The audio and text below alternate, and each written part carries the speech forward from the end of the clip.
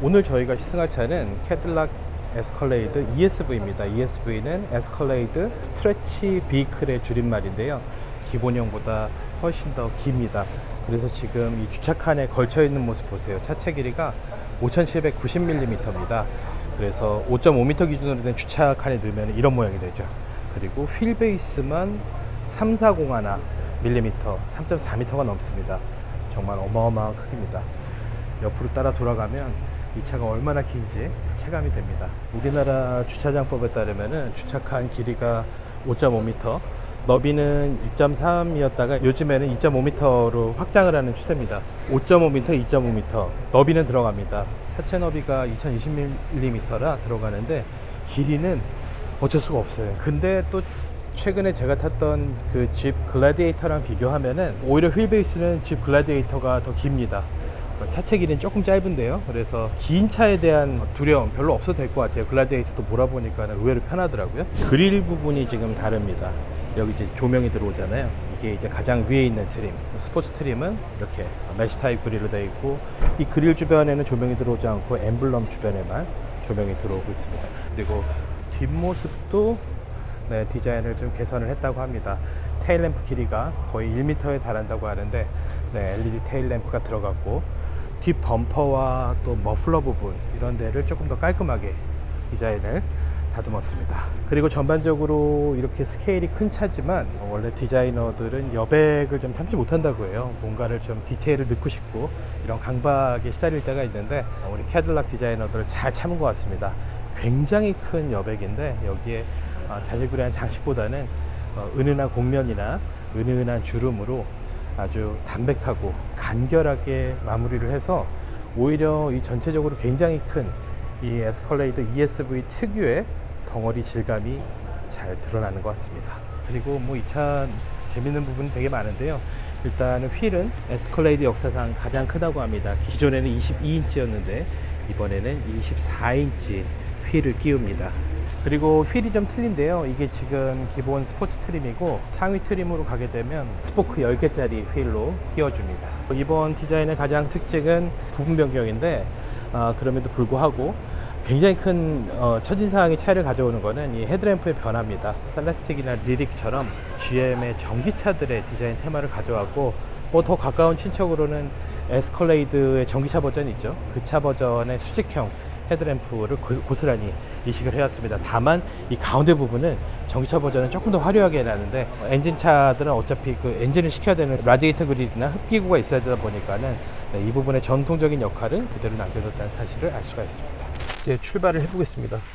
차가 엄청 긴데 여기 지금 주차장 나가는 것부터 도전이에요. 뭐 이런 좁은 데 운전할 때 사소한 불편이 있긴 하지만 압도적인 위풍당당한 덩치로 어딜 가든지 사람들이 약간 의심 섞인 시선으로 바라볼 때 그때 느끼는 뿌듯함과 충분히 바꿀만 하죠.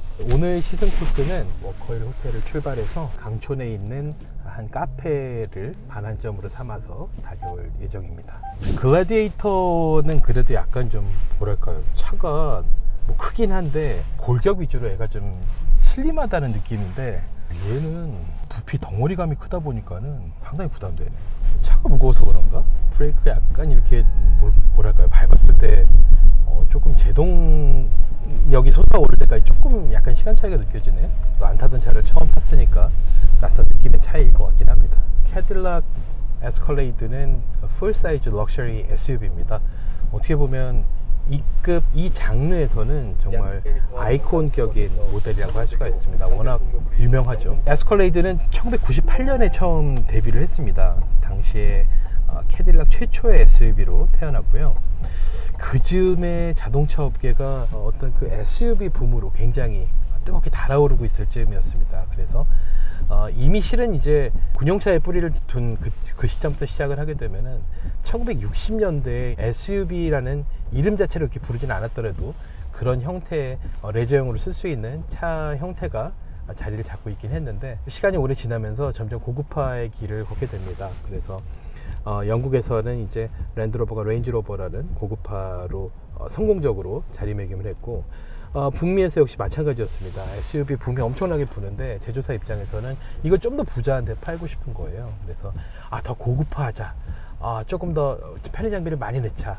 이게 이제 막 그런 경쟁이 시작되려는 참이었는데 캐딜락이 굉장히 발빠르게 이 시장에 들어왔습니다. 심지어 기획을 하고 경영진 승인이 딱 떨어진 지 10개월 만에 에스컬레이드를 뚝딱 만들어냈습니다. 근데 급하긴 급했어요. 그래서 당시 1세대 캐딜락 에스컬레이드를 보게 되면 뭐 베이스가 됐던 GMC 유콘 데날리라든지 산하 브랜드의 풀사이즈 SUV 느낌이 너무나 강했습니다.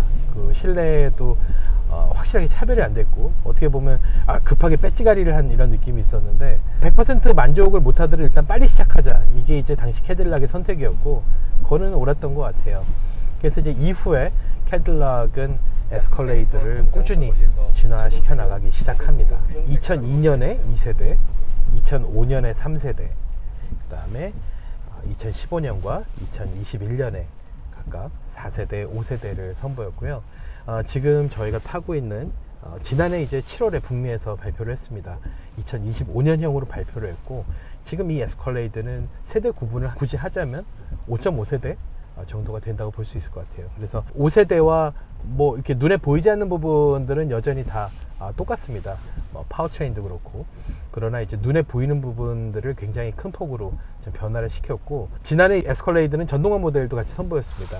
그러다 보니까 극적인 변곡점이 되는 시점이었기 때문에 엔진 버전의 에스컬레이드도 좀 전기차 느낌과 비슷한 테마로 화장을 고쳐보자, 이런 판단을 했던 것 같아요. 세대마다 사람마다 아마 선호하는 디자인들은 차이가 있을 거예요. 저는 개인적으로는 4세대 디자인을 되게 좋아했었는데 5세대 가로로 긴 헤드램프와 이 밑으로 뚝 떨어진 그릴의 조화가 저는 조금 부자연스럽다고 생각했는데, 이렇게 수직형 헤드램프로 바꾸고 나니까는 훨씬 더 잘 어울리는 것 같아요. 저 개인적으로는 그렇습니다. 그리고 긴 차들 운전을 해보시면 느끼시겠지만 이 타기 전에 바라볼 때랑 막상 운전할 때랑 좀 기분이 많이 다릅니다. 운전하기 전에는 저 차를 어떻게 운전하지? 이런 생각이 드는데, 사람이 뒤에는 눈이 없다 보니까는 운전하다 보면 내 앞에만 보이니까 사실 긴 꽁무니를 금방금방 의식하지 않고 잊어먹게 되는 것 같습니다. 다만 이제 코너를 돌 때, 이럴 때는 의식을 하지 않으면 안 되겠죠. 이런 길을 헤쳐나갈 때는 그냥 에스컬레이드 스탠다드 휠 베이스인지 아니면 뭐 한 4.7m짜리 SUV인지 구분이 안 갈 정도로 운전석에서 보는 풍경은 굉장히 낯설 게 하나도 없습니다. 편안합니다. 에스컬레이드가 뭐 굉장히 큰 차긴 하지만 요즘은 큰 차가 더욱 늘어났잖아요. 그러다 보니까는 세상에 수많은 풀사이즈 SUV들이 럭셔리카 시장에서 쟤는 한번 꼭 잡아야겠다, 이런 생각을 하는 그런 모델이 바로 캐딜락 에스컬레이드가 아닐까 싶습니다. 캐딜락 에스컬레이드는 특히 이제 2세대 들어서 굉장히 빠르게 인기를 얻기 시작했습니다. 근데 그 배경을 살펴보면은 뒷골목 출신, 흑수저 출신 래퍼들, 그 사람들이 이제 뮤직비디오 같은데 이런 풀사이즈 화려한 SUV들이 많이 나오는데 거기에 이제 에스컬레이드가 많이 나왔어요. 그냥 나온 것도 아니고 에스컬레이드에 어마어마한 튜닝을 해가지고 뭐 스피닝 휠처럼 가만히 서 있어도 막 휠 돌아가는 것 같고 재밌는 튜닝들도 많이 하고,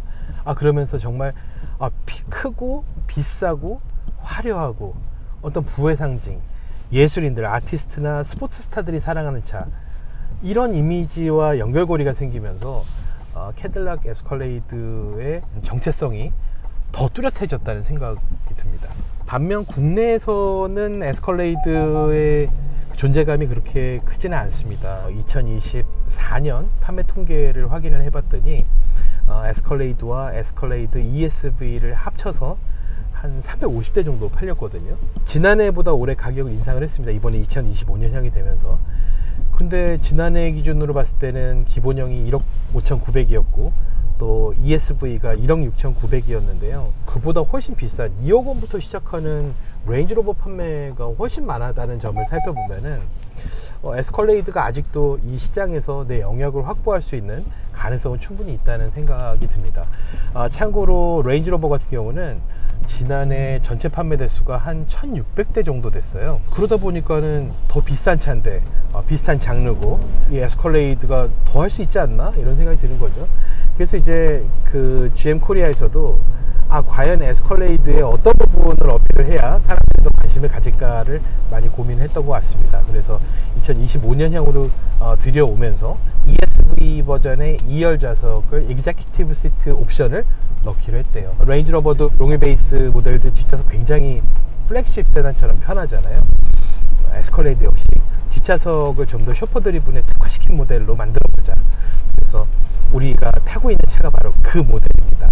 그리고 지난해 판매를 살펴보면은 에스컬레이드 기본형이랑 ESV의 판매 비율이 ESV가 조금 더 많습니다. 아무래도 기왕 살 거면 더 큰 거 사자 이런 심리도 있는 것 같고, 게다가 또 지난해까지는 그 가격 차이가 1000만원 정도밖에 나지 않았거든요. 근데 이제 올해는 거의 2000만원 이상 차이가 납니다.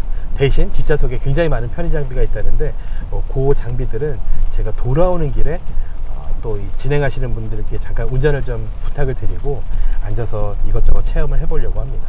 에스컬레이드의 엔진은 V8 6.2L 자연흡기 가솔린 직분사입니다. 최근에 썼던 렉서스 LX를 예로 들면은 LX 타고 제가 굉장히 놀랐던 것 중에 하나가 V6인데 V8 감성을 굉장히 잘 살린 거예요. 사운드도 그렇고 어떤 고동감도 그렇고 또 출력도 그렇고.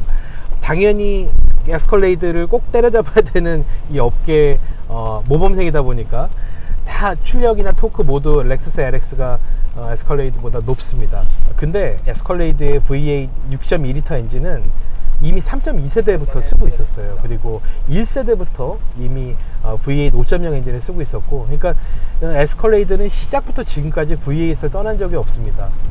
그래서 V8 같은 감성의 V6와 V8의 차이는 여유에서 느껴지는 것 같습니다. 운전을 할 때 V8 특유의 이 V6로 아무리 소리를 다듬어도 무시무시한 소리는 나기 어렵거든요.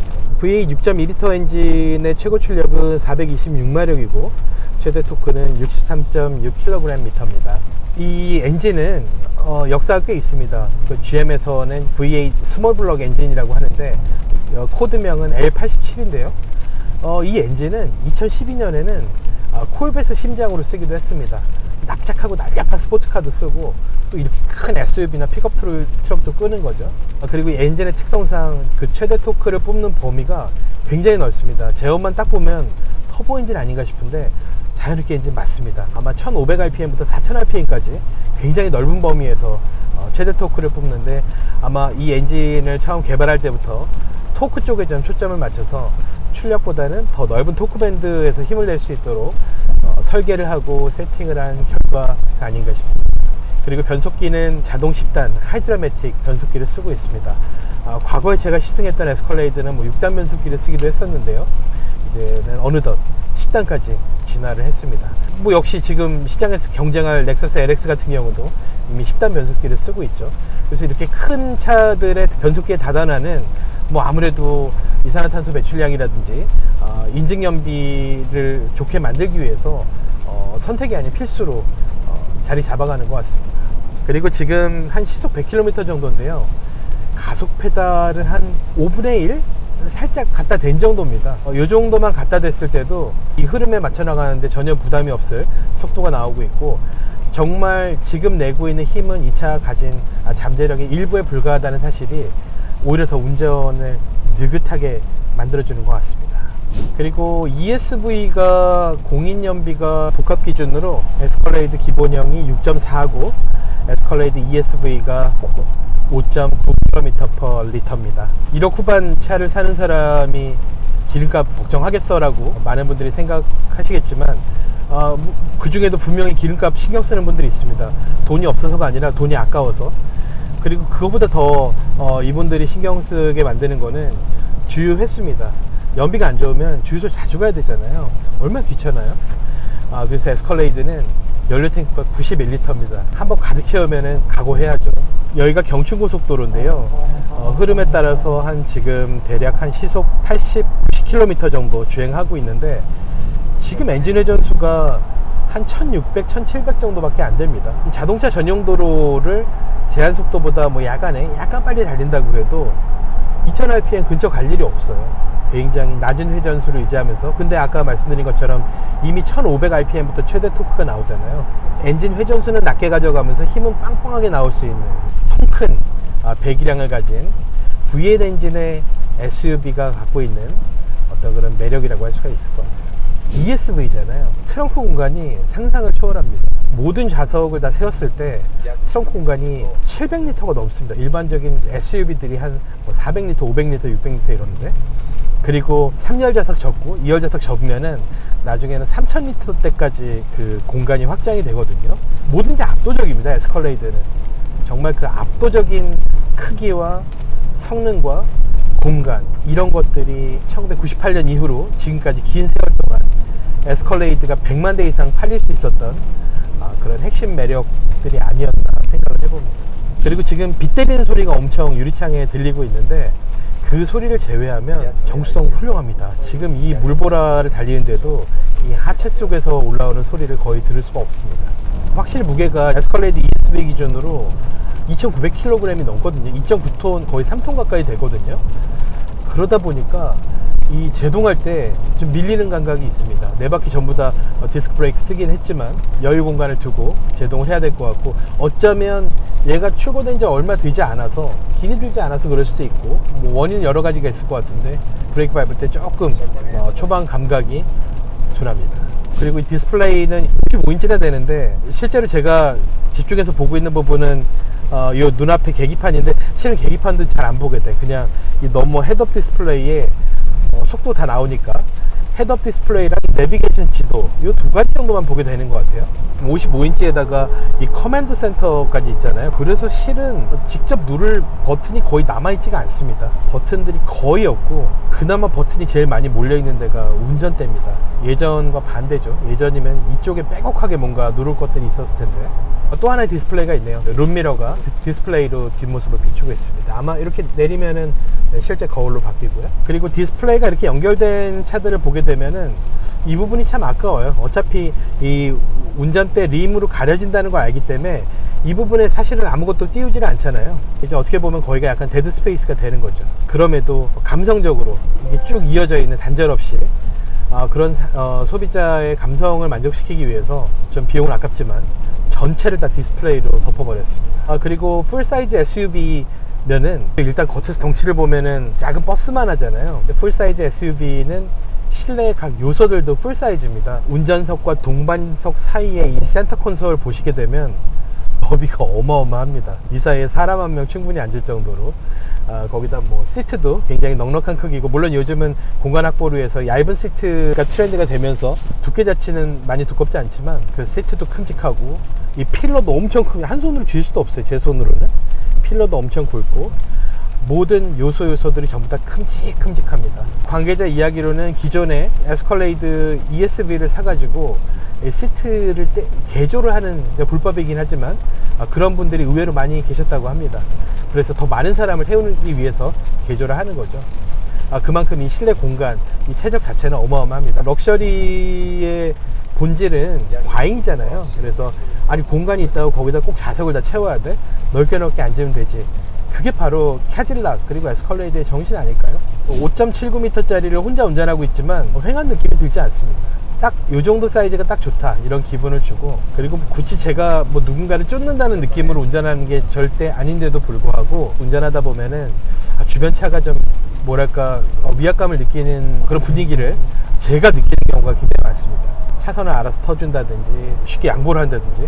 그리고 스티어링 감각은 결코 헐겁지 않습니다. 위축될 만큼 무겁지도 않지만 뭐 그런 생각들 할 수 있잖아요. 차가 크니까 조작감 역시 빈틈도 크고 헐거울 것이다, 그렇지가 않아요. 약간의 유격은 있습니다. 뭐 요 정도 움직였을 때 그게 막 움찔움찔 차에 반영되진 않는데, 쓸데없는 보장이 필요 없을 만큼 제가 조작한 만큼만 차의 움직임으로 반영이 돼서 운전할 때 되게 편안합니다. 글쎄 제 기분일까요? 왼쪽으로 붙었다가 다시 감지하고 오른쪽을 밀어주는 이런 패턴이 지금 잠깐 몇 차례 반복이 됐는데, 아마도 박천후 때문이 아닐까, 그렇게 생각을 해봅니다. 속도 유지라든지 앞차와 간격 유지라든지 어댑티브 크루즈 컨트롤의 기능에 있어서는 흠잡을 데 없습니다. 이 스피커 제조사는 AGK 스튜디오라는 브랜드인데, 우리가 잘 알고 있는 삼성이 인수한 하만카돈 산하 브랜드입니다. 사운드 체험은 올 때 해봐야 될 것 같습니다. 나이트 비전을 우연히 발견해서 켜봤습니다.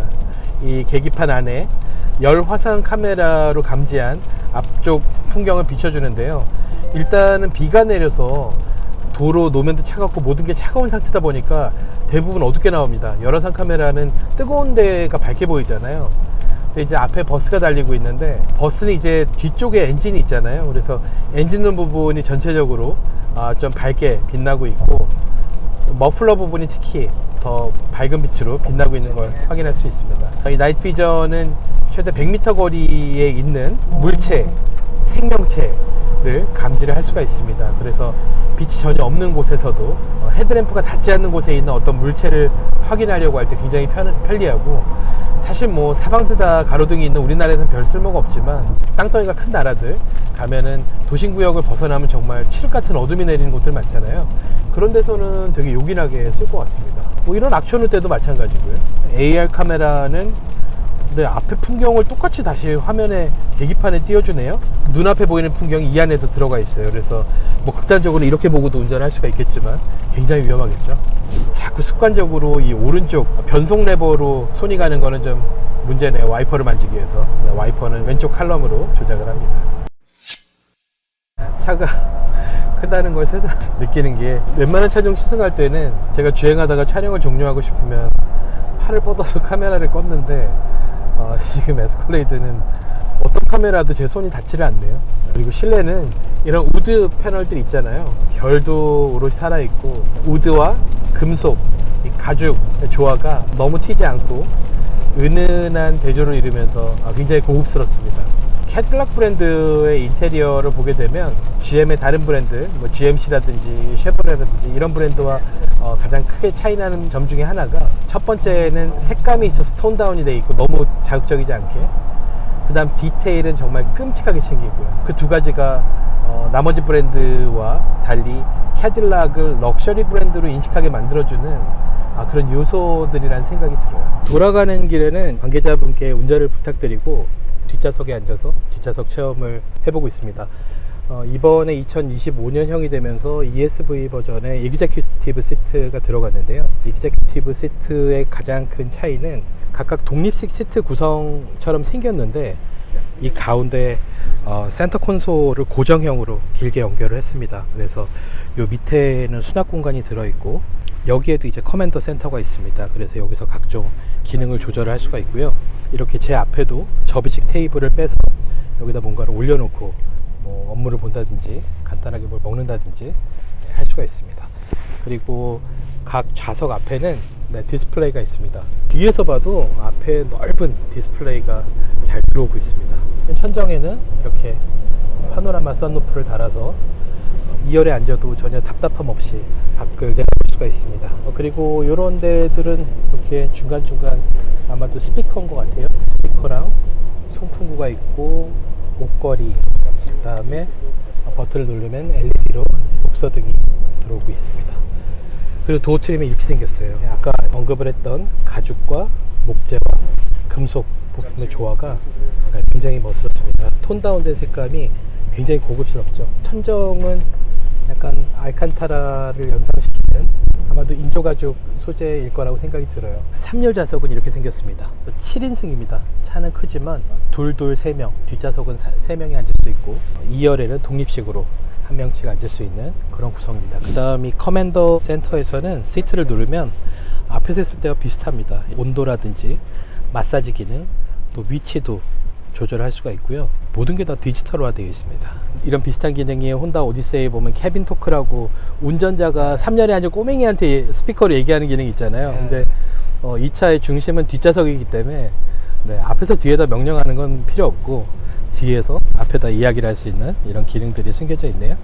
도어 트림에 보면 이 손잡이가 있는데 이게 이제 아까도 문 닫을 때도 이거 살짝만 당기면 자동으로 닫히잖아요. 그래서 실제로 무슨 와이어를 당기고 이게 아니라 전자식으로 연결이 되어 있는 바이와이어 도어 핸들이 아닐까 싶은데요. 지금 앞좌석을 굉장히 여유롭게 뒤로 밀어놓은 상태인데 이걸 시트 당기면은 플래그십 세단 부럽지 않게 넉넉한 다리 공간이 나올 것 같아요. 의자 상당히 지금 뒤로 밀어놨거든요. 공간은 전혀 아쉬움이 없습니다. 뒷좌석 시트를 높이를 높일 수도 있네요. 높이면은 약간 스테디움 시트처럼 뒷좌석이 머리 한 반개 정도 높이로 올라가는데 이 정도 높이가 아마 최근 탔던 렉서스 LX 700H VIP 트림에서 앞뒤 시트 높이 차이 정도 되는 것 같습니다. 여기서 이제 앞좌석 시트를 조금 더 낮추게 되면은 뒷좌석에서 편하게 앉아서도 굳이 앞좌석을 접지 않고서도 답답하지 않게 전방 시야를 확보할 수 있을 것 같아요. 리클라이닝 기능은 뭐 무중력이라고 말할 만큼 거의 눕다시피 한 자세까지는 나오지 않습니다. 대충 옆에서 보면은 이 정도 각도까지 기울어지고 있습니다. DM에서는 누가 운전해줘도 뒤에서 누워서 자지 마라, 이런 메시지가 있지 않을까도 생각을 해보겠는데요. 다만 이제 렉서스 LX 같은 경우는 무중력 시트 자세가 되고 조수석 등받이를 앞으로 접은 다음에 거기다 발을 걸칠 수 있는 그런 기능들이 있는데, 이건 약간 좀 문화의 차이인 것 같습니다. 미국 사람들 잠잘 때 빼고는 신발 안 벗잖아요. 근데 일본 사람들은 이제 발 걸치고 이런 거까지 다 편안한 자세의 완성이라고 생각하는 반면 글쎄 서구권 마인드에서는 그렇지 않은 것 같습니다. 그런 기능을 넣지 않은 걸 보면 할 줄 몰라서 안 한 건 아닐 텐데요. 그리고 아까 리뷰 내용 중에 차선 추적 기능에 대해 얘기를 했는데 제가 잘 모르고 있던 부분이었어요. 그래서 GM은 아직 국내에서는 쓰지 못하지만 슈퍼크루즈라는 자율주행 기능을 갖고 있는데, 그 기능을 활성화했을 때는 당연히 차선 중앙을 유지하면서 차선 따라 달리는 게 되는데, 그 기능이 없는 차에서는 차선 이탈 방지 기능만 작동을 한다고 합니다. 이유는 운전대에서 손을 떼지 마라, 안전을 가장 최우선 가치로 생각하기 때문에 그렇다는 아까 설명이 있었습니다. 그래서 아까 올 때 약간 제가 좀 오해를 했던 게, 이거 차선 추적 중앙을 잘 센터링 못하는 차들이 이제 약간 핑퐁 모션이 있거든요. 이쪽 차선 밟으면 오른쪽으로 갔다가 근데 그거는 GM에서 의도해서 그 기능을 뺀 거라는 사실을 다시 한번 말씀을 드립니다. 오늘 그 짧은 시승회도 거의 마무리가 되어 갑니다. 이제 다시 출발지로 복귀를 하는 과정이고 30여 분 정도 달리면 도착할 것 같습니다. 일단은 오늘 여러모로 상황이 좀 받쳐주지 못했어요. 그래서 날씨도 너무 안 좋고 시간도 좀 제약이 있다 보니까는 충분하게 에스컬레이드에 대해서 설명을 좀 드리지 못한 부분이 있는데, 추후에 다시 또 일정을 잡게 되면은 따로 좀 더 좋은 환경에서 자세한 리뷰를 전달해드리도록 하겠습니다. 일단은 정말 개인적으로는 거의 한 10년 만에 다시 에스컬레이드를 시승을 했는데, 예전에 탔을 때 그 어떤 뿌듯함이랄지 풍요로 마음이 너그러지는 그런 경험을 다시 한번 하면서 풀사이즈의 강력한 힘을 가진 V8 SUV만이 주는 매력이 이런 것이구나 다시 한번 깨닫고 오늘 시승을 마치고 돌아갈 것 같습니다.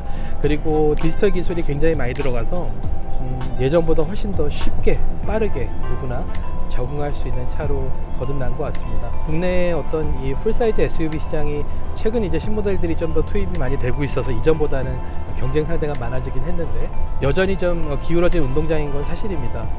사실 풀사이즈 SUV의 본고장은 북미임에도 불구하고 워낙 국내에서 유럽 SUV들이 인기가 많다 보니까, 특히 뭐 가격이나 체급이 비슷한 레인지 로버와 비교를 하게 되면은 판매량 차이가 월등하게 많이 나고 있습니다.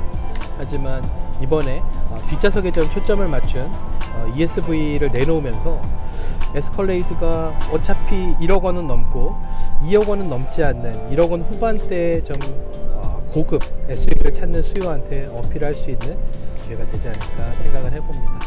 네, 다시 한번 가격을 말씀드리면 기본형은 1억 6,607만원, 에스컬레이드 ESV는 1억 8,807만원입니다. 네, 그러면 여기서 마무리하고 저는 또 다음 영상으로 돌아오겠습니다. 감사합니다.